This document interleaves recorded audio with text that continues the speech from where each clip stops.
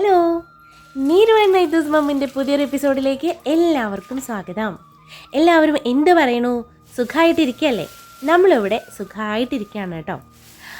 അപ്പം നമ്മൾ ഇന്ന് വന്നേക്കുന്നത് നല്ല അടിപൊളി ഒരു കേരക്കറിയായിട്ടാണ് കേട്ടോ.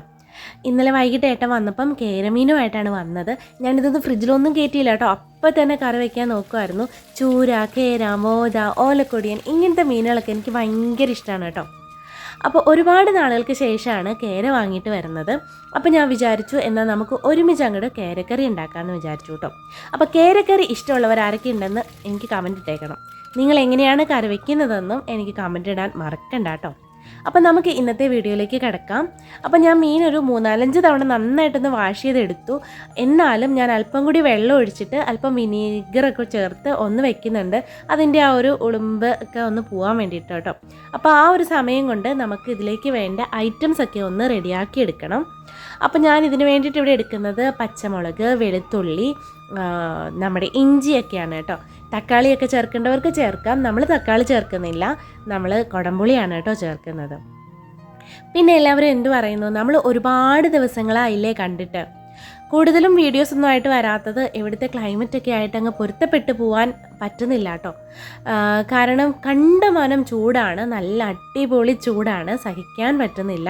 അപ്പോൾ കിച്ചണിൽ നിന്ന് എങ്ങനെയും ഒന്ന് പുറത്ത് ചാടണം എന്നുള്ളൊരു ചിന്ത മാത്രമേ ഉള്ളൂ കേട്ടോ. അപ്പോൾ അതിൻ്റെ ഇടയ്ക്ക് അറിയാമല്ലോ, നമ്മൾ വീഡിയോ ഒക്കെ എടുക്കാൻ നിൽക്കുമ്പം അത്രയും കൂടി നേരം താമസം വരും കേട്ടോ.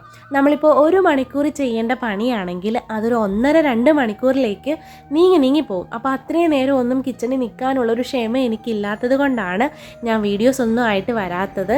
ഷോർട്സിൽ കാര്യങ്ങൾ ഒതുക്കി വിടുന്നത് കേട്ടോ. ഞാൻ ഷോർട്സ് ചെയ്യുന്നുണ്ടായിരുന്നു. കാണാത്തവരൊക്കെ ഉണ്ടെങ്കിൽ കണ്ട് സപ്പോർട്ട് ചെയ്യണം കേട്ടോ. അപ്പം നമുക്ക് വെളുത്തുള്ളി, ഇഞ്ചി ഇതൊക്കെ ഒന്ന് റെഡിയാക്കി എടുക്കണം. വെളുത്തുള്ളി പൊളിക്കാൻ ബുദ്ധിമുട്ടുണ്ടെങ്കിൽ വെളുത്തുള്ളി എടുത്തിട്ട് നടുവേ ഒന്ന് മുറിച്ച് വെച്ചാൽ പെട്ടെന്ന് അതിൻ്റെ തൊലിയൊക്കെ ഒന്ന് റിമൂവായി കിട്ടും കേട്ടോ. അപ്പോൾ നമുക്കിതിൻ്റെ എല്ലാം ഒന്ന് വാഷ് ചെയ്ത് ചതച്ചെടുക്കണം. വെളുത്തുള്ളി ഞാൻ ചതയ്ക്കുന്നില്ല, ഇഞ്ചി മാത്രമേ ചതച്ചെടുക്കുന്നുള്ളൂ കേട്ടോ. ഇനി നമുക്ക് മീനൊക്കെ ആ ഒരു സമയം കൊണ്ട് ഞാൻ കഴുകി വാരി വെച്ചിട്ടുണ്ട്.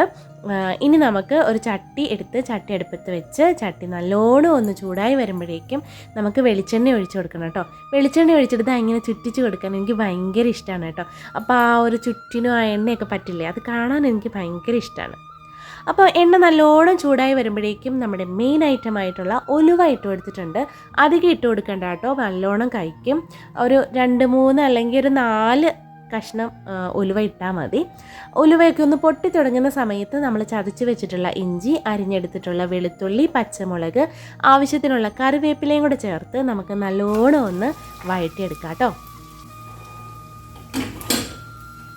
അങ്ങനെ നമ്മുടെ ഇഞ്ചി, വെളുത്തുള്ളി, പച്ചമുളക്, കറിവേപ്പില ഇതൊക്കെ നല്ലോണം ഒന്ന് വഴണ്ട് ആ ഒരു കിച്ചൺ ആകെ അതിൻ്റെ ആ ഒരു സ്മെല്ലൊക്കെ ഒന്ന് പടർന്ന് വന്ന സമയത്ത് നമുക്കതിലേക്ക് ആവശ്യത്തിനുള്ള മുളക് പൊടി ചേർത്ത് കൊടുത്തു കേട്ടോ. ഞാൻ അളവൊന്നും പറയുന്നില്ല, ഓരോരുത്തർക്കും ഓരോ എരിവായിരിക്കില്ലേ. അപ്പോൾ എനിക്ക് എരിവിന് ആവശ്യത്തിനുള്ള മുളക് പൊടി ഇട്ട് കൊടുത്തിട്ടുണ്ട്. അപ്പോൾ അത് ഞാൻ കാശ്മീരി ചില്ലി പൗഡറും നമ്മുടെ എരിവുള്ള ചില്ലി പൗഡറും ചേർത്ത് കൊടുത്തിട്ടുണ്ട്. പിന്നെ ഒരു 1/4 ടീസ്പൂണോളം നമ്മുടെ മല്ലിപ്പൊടി ചേർത്ത് കൊടുത്തിട്ടുണ്ട്. ഒരല്പം മഞ്ഞൾപ്പൊടിയും കൂടെ ചേർത്ത് കൊടുത്തിട്ടുണ്ട്. ഈ മല്ലിപ്പൊടി വേണമെന്ന് വെച്ചാൽ ചേർത്താൽ മതി കേട്ടോ, അങ്ങനെ നിർബന്ധമൊന്നുമുള്ള കാര്യമല്ല. എന്നിട്ട് ഇതിൻ്റെ പച്ചമണം മാറും വരെ നന്നായിട്ടൊന്ന് വഴറ്റണം. അതിങ്ങനെ മൂപ്പിച്ച് വരുമ്പോഴത്തേക്കും ചെറുതായിട്ടൊന്ന് കളർ ചേഞ്ച് വരും കേട്ടോ. ആ ഒരു സമയത്ത് നമ്മൾ സോക്ക് ചെയ്ത് വെച്ചിട്ടുള്ള നമ്മുടെ കുടംപുളി, ആ വെള്ളവും കുടംപുളിയും കൂടി ഒഴിച്ചു കൊടുക്കുക. എന്നിട്ട് ഇതുപോലെ നന്നായിട്ടൊന്ന് ഇളക്കി യോജിപ്പിച്ച് കൊടുക്കുക.